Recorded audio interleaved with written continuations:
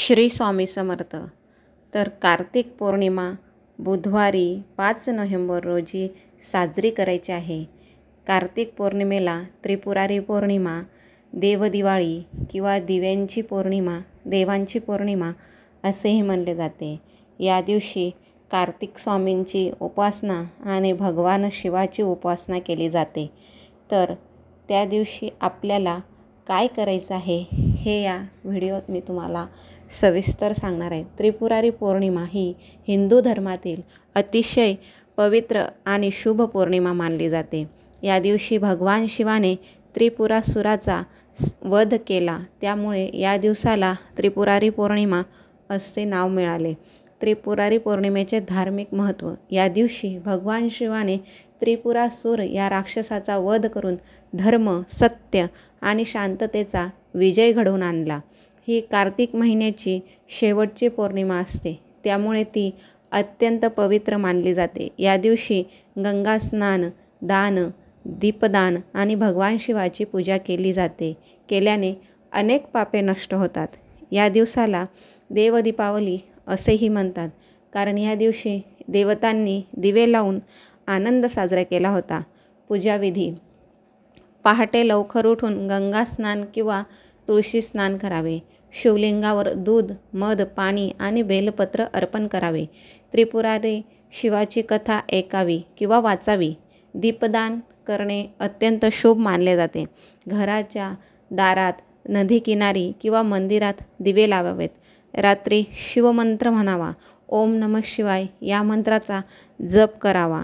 आर्थिक आणि आध्यात्मिक उपाय: तर आपल्याला या त्रिपुरारी पौर्णिमेला काही खास असे उपाय लक्ष्मी प्राप्तीसाठी आणि आध्यात्मिक प्रगतीसाठी करायचे आहेत। या दिवशी आपल्याला शिवमंदिरात किंवा विष्णू मंदिरात कार्तिक पौर्णिमेच्या दिवशी 365 वातीचा दिवा आपल्याला लावायचा आहे।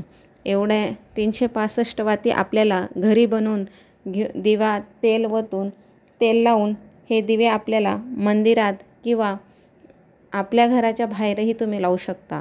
तर असे आपल्याला छोटे मोठे उपाय करायचे आहेत। तर आर्थिक आणि आध्यात्मिक उपाय आपल्याला काय करायचे आहेत? धान्य आणि अन्नदान करा, त्यामुळे घरात समृद्धी वाढते। दीपदान करताना 11 दिवे दक्षिणेकडे तोंड करून लावल्यास पितृदोष शांती मिळते।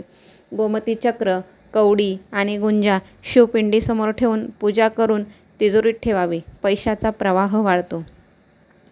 दुधात केशर व साखर टाकून शिवलिंगाला अभिषेक केल्यास सौभाग्य आणि व्यवसाय रुंदी होते। तर आपल्याला हा खूप महत्त्वाचा सौभाग्य आणि व्यवसाय रुंदीसाठी हा उपाय करायचा आहे। दुधात केशर व साखर टाकून शिवलिंगाला आपल्याला अभिषेक करायचा आहे। त्या दिवशी ओम त्रिपुरारी नमः या मंत्राचा 108 वेळा जप केल्यास संकटे दूर होतात आणि मनःशांती लाभते। विशेष उपाय रात्रीसाठी: तर आपल्याला त्रिपुरारी पौर्णिमेच्या रात्री हा उपाय करायचा आहे। पौर्णिमेच्या रात्री घराच्या 4ही कोपऱ्यांना आपल्याला तुपाचे दिवे लावायचे आहेत।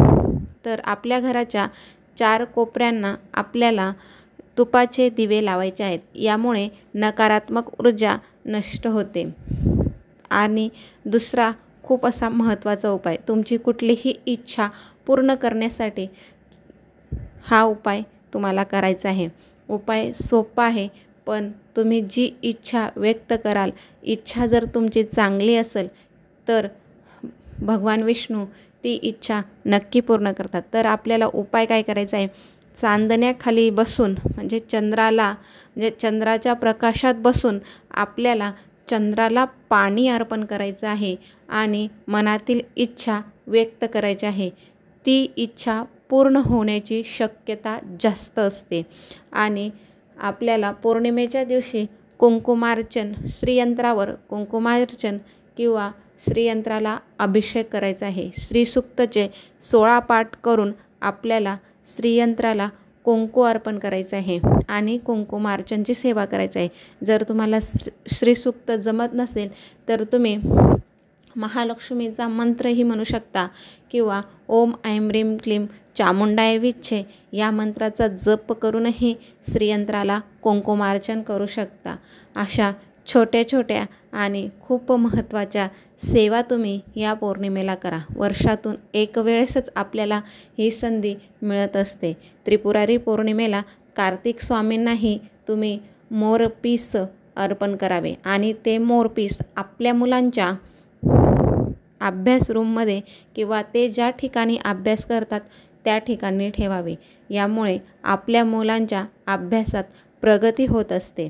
जर तुम्हाला माहिती आवडली असेल, व्हिडिओ आवडला असेल तर व्हिडिओला लाईक करा, शेअर करा आणि सबस्क्राईब करायला विसरू नका.